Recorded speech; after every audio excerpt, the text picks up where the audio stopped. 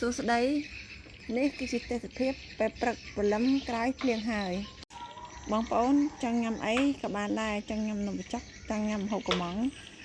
អាចអញ្ជើញមកបានកន្លែងយើងខ្ញុំមានទីតាំងធំទូលាយមានម្ហូបឈ្ងុយឆ្ងាញ់ខ្យល់អាកាសបរិសុទ្ធល្អបើបងប្អូនចង់បានសេវាកាន់តែលឿនអាចខលមកលេខទូរស័ព្ទ099 564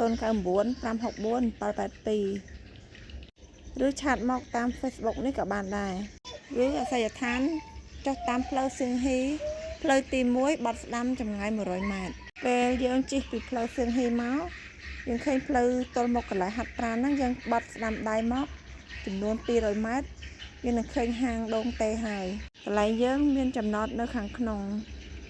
ជិះមកអាចកាច់ចូលតែម្ដងងាយស្រួលនៅក្នុងការចតយានយន្តឬក៏ម៉ូតូធំទូលាយ